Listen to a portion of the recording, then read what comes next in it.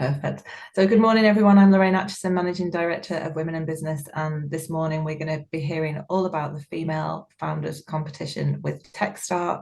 I'll soon be introducing you to the team at Techstart, Audrey Osborne and Kathleen Garrett, who'll be introducing you to Techstart and this competition in particular. We'll then be hearing from Louise Doyle, who's CEO and founder of Needy, who was one of the winners in last year's competition. So Louise will be talking to Audrey about her experience of the competition, and then we'll have time for Q&A.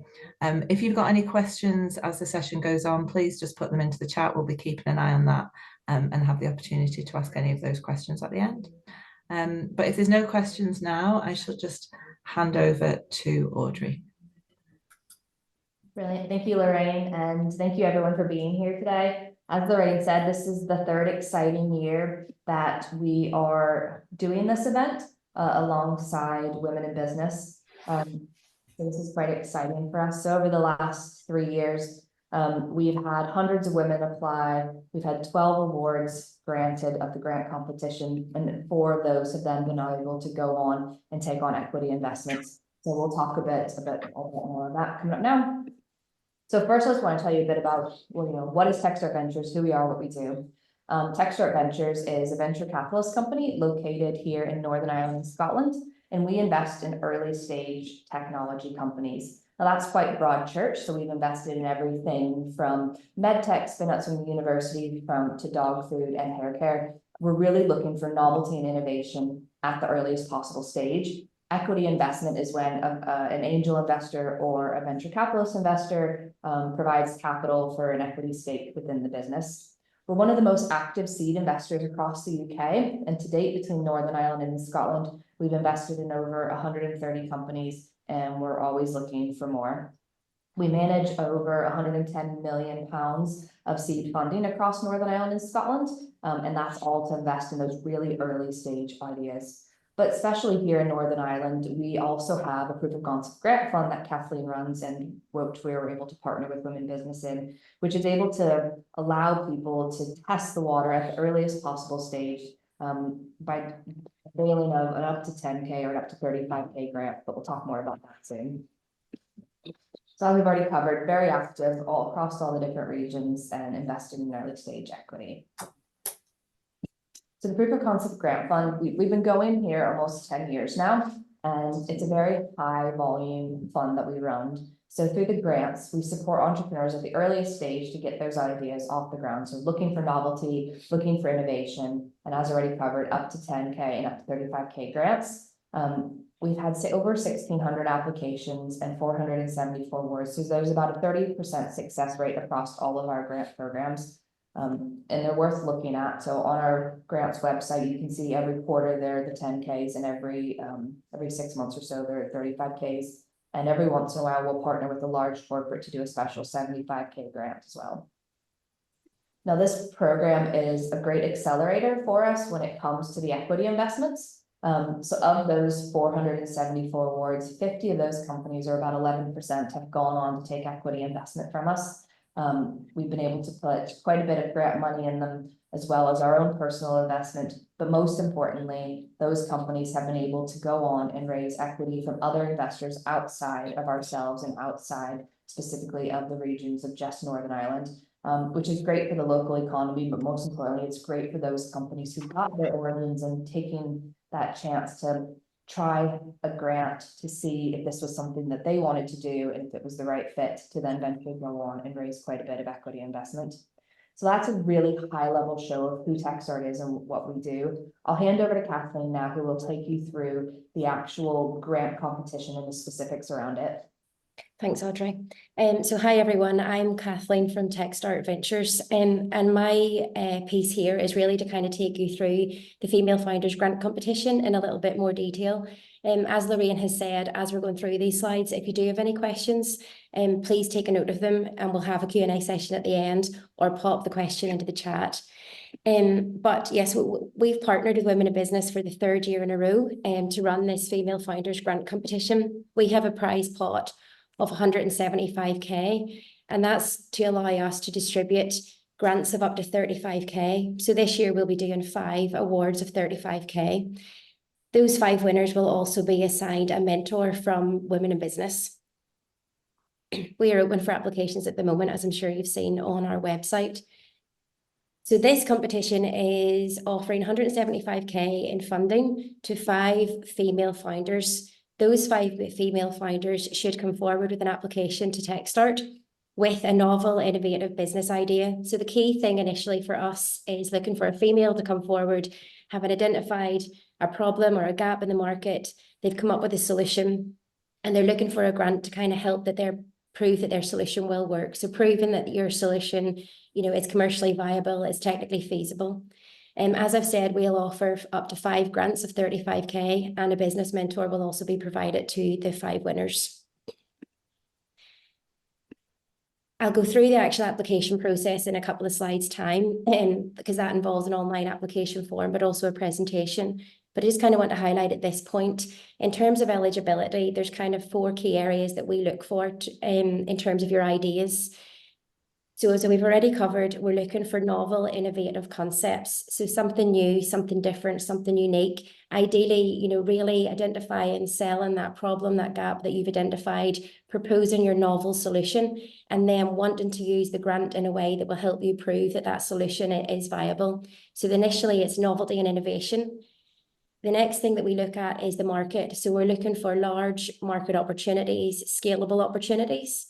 We'll want you to explain, the market that you're addressing, that you're selling into, and also ideally what sort of market validation or market engagement that you've undertaken to date. So even though these grants are for ideas at a very early stage, under the competitiveness, usually those that tend to score a bit higher are those that have maybe started to engage with the market already. So we're really looking for well thought through ideas, you to have maybe spoken to potential customers, end users, and received some feedback. So as much information around that market as possible. In terms of the founders then, we back ambitious founders, and we look for good founder market fit. So whenever you are applying, it's really selling yourself and your other team members and how you are the right people for this idea. Ideally, you should have extensive, experience, knowledge in the industry that you're proposing to work in, and all of that sort of adds some value to your proposal. And then the last area is around the expenditure. So as I say, the grants are up to 35k. We would really encourage you to apply for the full 35k. If there's 35k there available, you should go for it. And ideally at the application stage within your form, have a good idea of exactly what you want the 35k for, what impact that will have on your idea, and what stage the expenditure of a 35k grant will get you to. And again, in the next few slides, I'll cover what typically we see the money being spent on. Just kind of reiterate on what I've already touched on. The key thing is novelty and innovation, so making sure you have something new and different. The grants are available to sole traders, partnerships, and limited companies. So if you don't have a limited company form, that's fine at this stage. You can apply as a sole trader or in a partnership with someone else. Applicants must be resident in Northern Ireland.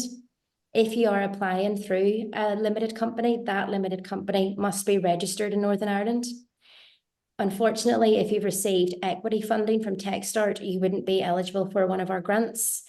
And you can't previously have received a Techstart Concept Plus grant, which is a previous 35k grant for the same idea. Now, if you have received one for a different idea or a different business, please do reach out, because you should be eligible if it's a different idea, but if it's the same concept, unfortunately not.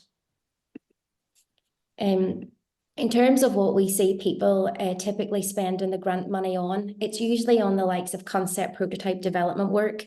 That's where the majority of the funding tends to go. So for example, if you're wanting to get a prototype developed, or you're wanting a piece of software made, an app developed, you would appoint a supplier who would undertake that work for you. Other people would split the money across the likes of further market research, further market validation, market testing activities. So activities and costs that allow you to continue to test the market. Perhaps it might be going to a trade show, it might be doing a focus group, those types of things.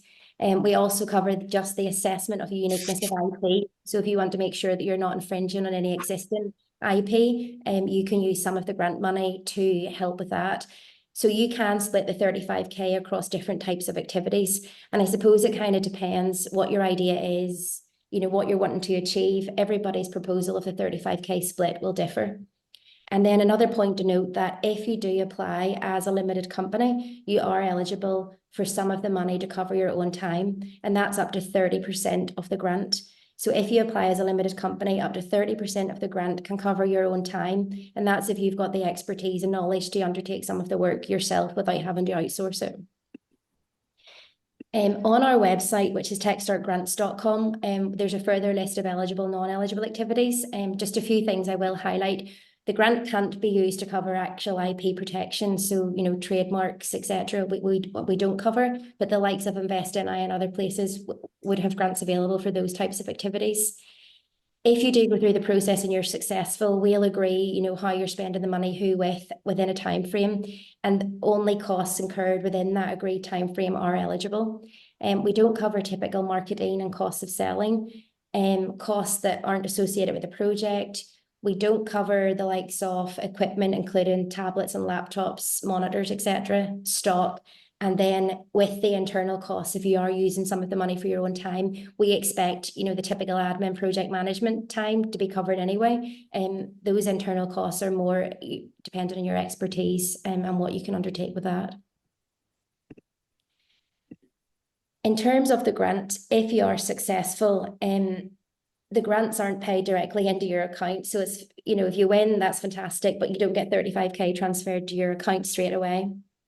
As I've said, we would agree exactly how you're going to spend the money and who with, and then the grants are paid in arrears. So you would pay your supplier for the work and we would reimburse you. Now, for example, let's say if you're getting an app developed and you appoint an app developer, you would pay them, we reimburse you once we've seen the paperwork.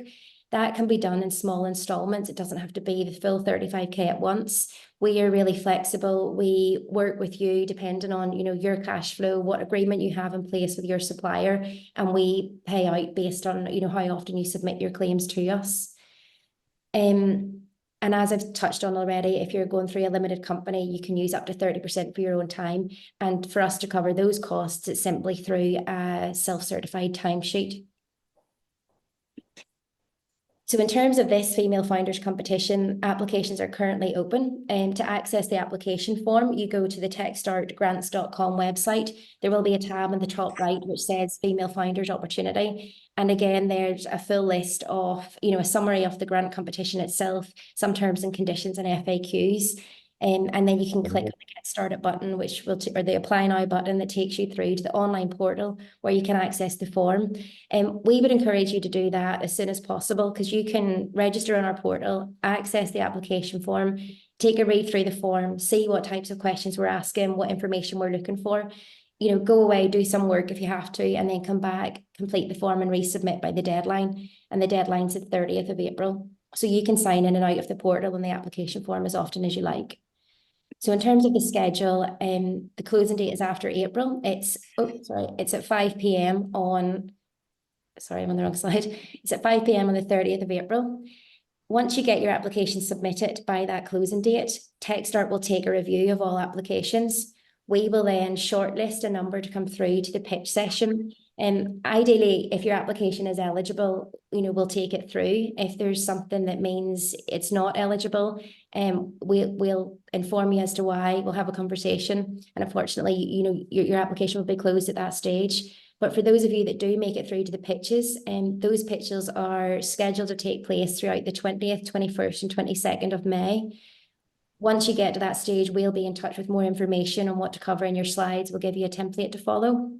The pitch will take 10 minutes, followed by 10 minutes of questions. And the assessment panel will be made up of Techstart, Women in Business, and a guest judge as well. We will then pick the 5 winners out of those that pitched to us. And we hope to announce the winners on the 6th of June at the Women in Business All Ireland Female Entrepreneurs Conference, which is being held in the Europa Hotel. Once we've announced the winners, and if you are successful, we'll arrange a conversation to sit down, review what you're proposing to spend the money on, agree the start date, and issue the paperwork and the formalities. Women in Business will also pair you with a mentor And if you have an area where you feel like you want a mentor help on, and Women in Business can sit down with you and chat about that and try and assign a relevant person. And then hopefully from there you can start developing your idea and building a successful business. In terms of if you have more questions, we can cover them at the end of this session, but we've also penciled in an online open office. So on Monday, the 25th of March and Tuesday, the 26th, we're offering a couple of hours where we'll send a Calendly link after this session, or this afternoon. It'll go out to all attendees. And if you want to book in for a one-to-one 15-20-minute conversation to clarify a few points, you can book into that and we can chat to you next week. You probably already have our details, but our website is techstartgrants.com. And if you have any queries that you want to send via email, you can contact us on grants@techstart.vc. And now I will hand over to Audrey and Louise from Needy. So this for me is the exciting part. This is where we get to hear from a real life practical experience. And we're going to be talking to Lou Doyle, CEO and co-founder of Needy. Needy is an innovative startup focused on corporate gift-giving industry, addressing the challenges of customers and staff acquisition and retention using psychology and AI. So thanks, Lou, for taking some time out of your morning to be here with us today. I guess, could you start off by telling us a bit more about yourself and Needy and how you got onto this journey? Absolutely. Yeah, thank you so much for having me. And yeah, I'm Lou. I live near Middletown in Armagh, which is basically in the middle of nowhere. I'm currently working from a very sunny conservatory at the moment, which is lovely. I have got a fierce and fabulous 6-year-old. I have got 8-month-old twins. My house is an absolute crazy place to be. And I am running a business at the same time. So apologies if I come across a little bit nuts. That's what life is at the moment.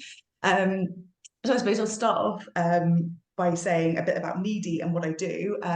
So I'm actually a first-time founder. I'm running a tech company and I have no tech experience as well. Hopefully this has given you guys a little bit of reassurance when it comes to this grant. And what I do have, though, is a fantastic business partner, Steph, who I have loved working with for the last 10 years. And what Steph and I decided was to run a gifting company. We'd spent a long time buying gifts for people in our previous jobs, and we knew that we could really help people with gifting. So we started Needy, which is an intelligent corporate gifting concierge service. And what we do is we use psychology and AI to match the perfect gift to your recipient. And we do that from the best local independent businesses. So with some of the sort of big corporate clients that we work with in Belfast and Dublin, for example, we're matching them with local independent businesses that do the best products. And I suppose that's what Steph and I get very excited about, is getting these really big orders for local independent businesses that have fantastic products. So yeah, that's a little bit about me and Needy, I guess. Yeah, and we met like around this time last year as well. So we would have met right before the Female Founders Grant application process. You attended the information session. Yeah. So can you tell us a bit from like your own personal experience about, what was the process like? What did you use the money for? What were the pros and cons of actually going for this grant? Absolutely. Yeah, God, it was then. I remember at the time thinking, I don't know if I'll definitely be eligible. Like I say, I'm not super techie.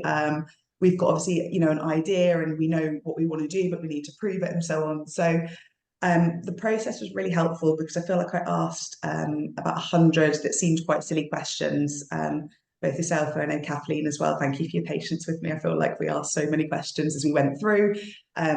But going through the process of answering questions was really helpful because we knew that we were building out this gift matching technology. So it's an algorithm that matches the perfect gift to your recipient. And we knew that we were going to do it. We didn't know how far down the line would be able to do it. But even just starting by answering some of the questions kind of really helped us to crystallize our strategy on how we were doing it. And then getting the actual, going through the process of applying. So we filled out all of these forms. Then there was the presentations, which are nowhere near as scary as we thought they would be as well, because you're actually presenting to people who really want you to succeed. And I think that really makes a difference. So don't let the presentation bit kind of freak you out. Again, we asked so many questions before we did the presentation to make sure that we got that bit right. We were also, again, really reassured that with the grant money as well, I don't know, if you're like me, maybe a bit of a perfectionist, you want to get everything absolutely 100% right. But I think in this process, it's really good to remember that the grant money is to help you succeed in business. So if your business changes a little bit, or if there is anything that might be, slightly different down the line, it's okay. Just talk to people about it at Techstart, and they'll kind of support you through that. So we did that. We managed to get the grant, which was amazing. And on top of that, the bit not to underestimate is all the other people that we met along the way. So the other people that were applying for the grants, like still in contact with some of those people who've able to support us, women in business, even going to the event itself. Like, I think that was an amazing opportunity to kind of network and meet other people that were really helpful for the business too. And since then, we've managed to use it to actually create our gift matching algorithm, which not only does it work, matches perfect gift to the recipient, which we still kind of pinch ourselves about, which is amazing. It's also allowed us to then develop and scale our business quicker, allowing us to onboard bigger clients, whilst we're also focusing on our direct consumer sales. And then for us, a really important thing is it's allowed us to go on and get further funding for the business, because we're looking for a real sort of high growth business that we're scaling quickly. So it's also enabled that for us. The grant was really able to play an integral part in impacting your business and kind of growing to scale. Where do you think you'd be now if you hadn't have got the grant? Do you think you'd be as far as you are today? It's a really good point. I think, not having, like I said, that was one of the scariest areas. As a non-technical founder, getting that gift matching algorithm off the ground is something that was really important to us, to make us, to differentiate us, to make us different, to make us not just another gifting company. So I think, it's done a couple of things. I think one, it's really, like I say, enabled us to scale and grow. And I don't know if we would have done that at the pace that we could have. The other thing is also a confidence thing as well. I know it sounds really silly. Like, we had all the plans in place. We knew, we were pretty confident it was going to work and it was all going to go well. But being able to just get that out of the way and know that it does work, our idea is now a reality. I think the confidence that that's given us to not only onboard bigger clients, but also, like I say, get that funding. I imagine we probably would be a fair bit behind if we hadn't have got that, I'd say. And confidence is key, because that confidence of the grant has then allowed you to go on and actually raise equity investment, which is fabulous. So, equity investment sometimes, especially in the female ecosystem, can be seen almost as a bad thing. And it's definitely not. So I would love if you could kind of maybe demystify that experience a bit. What advice would you give to other female founders contemplating like bootstrapping versus raising equity, like kind of the whole thing? Sure. Yeah, absolutely. And you're right. I think definitely sort of in the female business network, you're right. There's not a huge amount of women that go for VC funding, for sure. And I kind of get it. Like, we were terrified at the beginning. I mean, Stephanie, we'd heard, to be completely honest with you, like, we'd heard all these like horror stories about, people that, they invest in your company and then they like take it away from you, or, you kind of get the business taken from under your feet. Also, to put it in perspective, like, I have never really even used a credit card. Like, Steph and I are both, like, with money, we're very much like, we always live within our means. We don't overspend with those kind of people. So it kind of did go against all of our natural instincts to kind of go down that funding route. However, we are really ambitious, and and that's something I need to be less apologetic for, because you kind of cringe as you say it. And I think Steph and I, we work too hard to create a lifestyle business. I don't think we're capable of a lifestyle business, because we always said to each other, even if we worked like in Asda, we'd probably be like the fastest shelf stackers. Like, we would just put 100% into what we do. And therefore, we also knew that with Needy, the potential for it to be massive was there. And we knew that we would work our asses basically until it got there. So we kind of thought, like, do you know what? No, instead of it being a lifestyle business that we'll just work super hard and overwork ourselves at, let's build a business that's going to create an amazing lifestyle, like a really big business. And that's why we decided to go down the route. And then, without being too sort of almost emotional about it, but I think after kind of meeting Audrey in particular, suddenly realised that all VCs weren't terrifying, and that actually they might want to support you and help you to raise that money and help the business. And even now, I think, it's been amazing kind of going down that journey. and just learning to put my guard down a little bit, I think that's been quite a big deal for both me and Steph, because we spent so long just like trying to like guard and protect ourselves. When you actually do open yourselves up and you choose the right investors that you know actually want to support you, they don't want to take your business away from you, they don't want you to see you go bankrupt, they want to do that. It's actually been really reassuring, and it feels like we have like another business partner helping us to grow. So I suppose, yeah, going down that route for us has been absolutely perfect so far. And now we're just going into our next stage of funding to kind of grow it further. And yeah, to date, touch wood, what it's allowed us is it's given us more contacts, it's given us business opportunities and partnerships, and it's given us that extra level of support where we can just ring up and say, hey, this is happening in the business, could we get your expertise on this, please? And it's always there to be offered, I guess. I think we laugh quite a bit, Lou, that Lou knows when I'm getting in the car to drive home, so she knows she's got 20 minutes of unoccupied time. So we constantly have good chats and stuff like that. And it's great to see the growth that you've done in the last year, from going from a proof of concept grant to raising equity right off the bat to now going for a much larger scale raise. It's fantastic. I guess lastly, what advice and tips would you get to women who are on the fence about, should I apply, should I not apply? What would you say to them? I mean, I suppose, yeah, it's kind of easy for me to sit here and go, well, I got the grant, so I think it's a really good idea to do it. But when I weighed it up, with this particular grant, if you're looking to develop your business anyway, the questions that you're being asked will help you to do that. That was kind of how we weighed it up, and we went, well, if you fill it in and you don't get the grant, you have done that business planning that you would need to do anyway. It's like the kick up the bum that you almost need to actually do that level of planning to take your business to the next level. So it's a great exercise anyway. You can get feedback on what you're doing, which is absolutely brilliant. And I suppose the other thing as well is, just to put that in perspective, I'm sure we've had at least 10 other grants that were probably rejected in different areas. And every single one that we've had rejected, we've learned something that's made us better for the next grant. So I would suggest that that's probably a good reason to do it. Oh my God, the other thing is free money. Like, that is so rare, really rare. Free money doesn't really come around. So if you do get it, it's definitely worth it in that respect as well. And I just say, don't overthink it. Just kind of go for it. If you're worried that you're not eligible, or you're worried you don't have X, Y, and Z, go through the process and you'll soon find out, whether or not you are. And I think for us, it's been, yeah, hugely worthwhile for the business for sure. And you touched on one really important thing, and it's something that we struggle with and see all the time as well, is, unfortunately in competitions like this, we have to say more no's than we have to say yeses. And statistically with females, they get the first no and they don't come back. How are you able to be resilient with those other grants and the other processes with getting the no's, or even investment, because you have to kiss a lot of frogs before, you get the term sheet. How are you able to bounce back from that?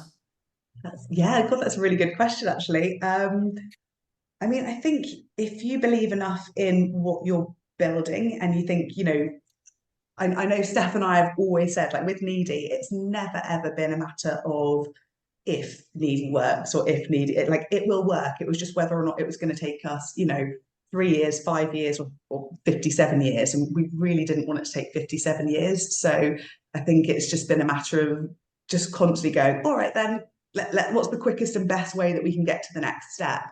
And it is also, I know it is a bit cliche, but when you do get a no, if you can also always go back to that person and always try and get a little bit of extra feedback. I know you said no, but was it because I was too wordy, or was it because my tech wasn't strong enough, or was it because of this? If you can get a little snippet of feedback every time you get a no, it genuinely, you can learn from that. And then literally the law of averages says that the next one, or, 2 after that, you will get there. So I think doing that. And the final thing is having somebody, like having a staff, like whether they're your business partner, a best mate, whether they're just, a mentor, whether it's somebody that you are finding within your life, having someone that you can kind of bounce off and he'll help scrape you off the floor when you do get those rejections. I think that is really helpful. And finally, it's a lot easier said than done, but like not taking things personally. You've got to get to a stage when you just go, everybody's out there. There's more people that want you to succeed than that want you to fail. And if you do get a no, it just means it wasn't the right time. So, yeah. Thank you for your candor and your honesty with everything, Lou. to crack on because you have more sales call to do to keep building that business. So we'll let you do that. Thank you. As we wrap up and hand over to questions, I think it's a good point to note that, you know, for the companies that do unfortunately get no, we always offer feedback and support afterwards. And in those sessions, we typically try to signpost you to either something else that might be a better fit, or, you know, give you a bit of advice on areas that you scored unfortunately a bit lower than your peers on the day. There is so much support across the entire ecosystem. Women in Business have other grants and mentorship programs and events. The accelerator's coming back and that'll be launched soon. There's other programs and things there. And the Northern Ireland ecosystem is very supportive. So you just have to ask someone and they will be able to help you and get you pointed in the right direction to the right type of support. Invest in I has numerous types of grants and support available. So always dock there first and try and get a client representative to help you along the way. We're going to open it up to the floor. I think you can post questions in the chat if you have any, and we can try and address them now. But as Kathleen said, if there's something very specific or very personal that you want to talk about in a separate call, we have time set aside for those as well. Yep, so we've got no questions in the chat just yet, but you can put a question in the chat. You can also raise your hand virtually and we'll come to you. But it's a brilliant opportunity, Audrey, as you said, to speak to yourself or Kathleen on those available dates. And Kathleen, can I just confirm with regard to the pitching, it's an online pitching presentation, is that correct? Or is it face-to-face? Yes, that's correct. So the process will be an online presentation, and I suppose it just makes it easier depending on where you're based in Northern Ireland. And we've just found that it works, it's more efficient for us. So we will have the panel in the one room, and then the female founders will present remotely over Zoom. So it's a 10-minute online pitch followed by up to 10 minutes of questions. Thank you. Okay, so we've got a couple of questions just in, so let me just go to the one at the top. So how many people on average apply for the grant each round? That's from Leanne. Hi Leanne. On our typical sort of rounds that aren't the female founders competition, we're usually getting around 30 applications. That's for our 10Ks and our 35Ks throughout the year. The first year we ran this competition with Women in Business, we had over 50 applications. Last year was the second year, we had over 40. So there was a slight drop from the first year. We would expect hopefully, you know, 40 to 50 again this year. And we would encourage that, you know, if you're not maybe ready for this one, you know, our grants are open throughout the year. So just because this one says female founders, you can apply at any point in time. That's a good one. The next question about if I have a male co-founder and I'm the majority shareholder, that's fine. We have no problems with that. We just want to make sure that there is a founder or a female in the C-suite who is running the business and has, you know, a majority stake in the business. So if you're coming at us and you own, you know, 1% and your male counterpart owns 99, that might be the right fit. Maybe the other grants are the one more appropriate to try for, but for the female founder, there should be a female in the leadership position. Thank you. There's just a question then that I can answer as well, just with regards to all island opportunities. So this fund is just for businesses in Northern Ireland. Women in Business will be announcing an all island opportunity in the coming weeks, not of the scale of this Techstart competition, so the grants will be much lower, but that is an all island opportunity, and we're working with Intertrade Ireland on that. Kathleen and Audrey, is there anything else on an all island basis in terms of grants from the Techstart side or in the VC side that you're aware of? Unfortunately for us on our funding side, ours is only for Northern Ireland based opportunities. In terms of all Ireland, as you've mentioned there, Lorraine, Intertrade Ireland's a good place to look at. There's also the likes of Awaken Hub, who do an all Ireland thing, which is more investors and private investors and funding that way. But yeah, there are other opportunities that would be beyond Northern Ireland as well. That's it. And as I said, we'll be announcing the opportunity through Intertrade Ireland in the next couple of weeks, and we'll make you aware of that. I'm just going to finish the questions in the chat. There's one: if you've got a Techstart POC 10K grant, are you still eligible?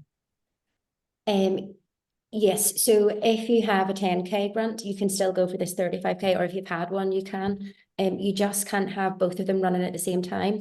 So if you've had it and it's closed, that's great. You can go for the 35K. If you're in the process of applying, or it's active, as long as your 10K grant is near completion by the time you're pitching for this female founders, then you're okay to proceed. And if you are successful then by the beginning of June, we'll just make sure that your 10K is completely closed off before you start this 35K.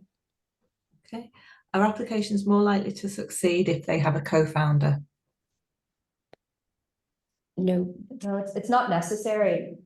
You don't have to have a co-founder to go through the process. Some teams work better having that stronger founder market fit because of the combination of the skill sets.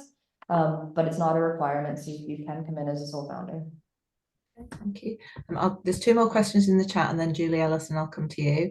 So if you're creating an app which will cost 70,000 as an example, and you want to use this money to part fund it, how would that work? Can you already have started working on building the app, or would you have to wait until you were awarded the grant if you're successful, of course?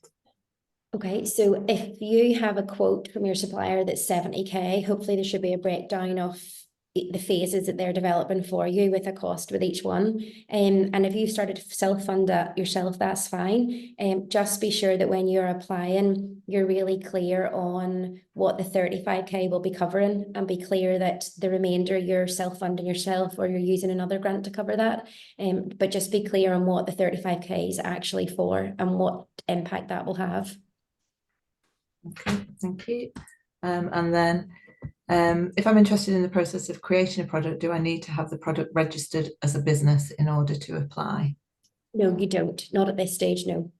Okay, thank you. Julie, we'll come to you. Hi there. So I'm a first-time female founder, and I'm really interested in the kind of mentoring aspect.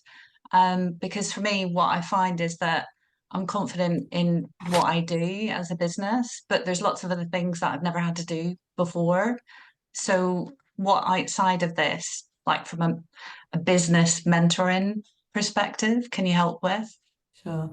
If I jump in there to start with, Audrey and Kathleen. So with Women in Business, we will match you with a mentor if you wish to have a mentor.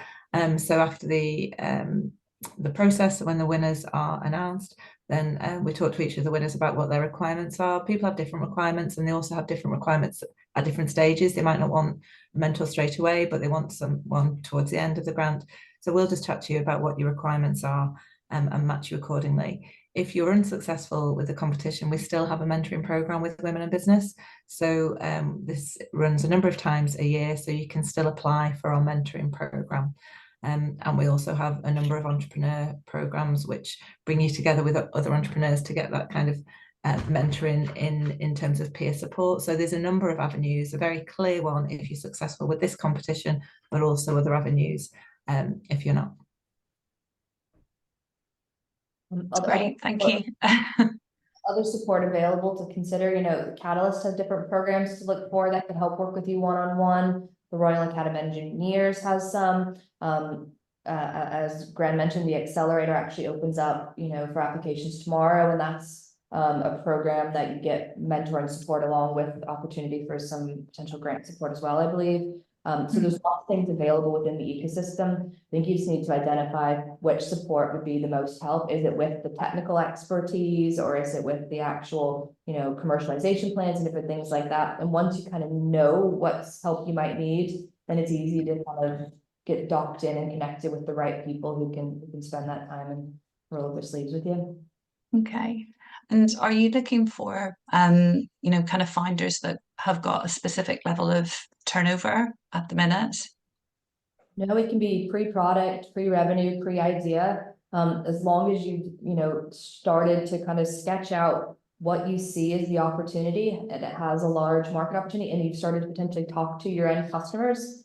So, is this right? Am I on the right track? Those are the applications that score the highest and have a little bit of validation that they're doing the right things. Okay, thank you.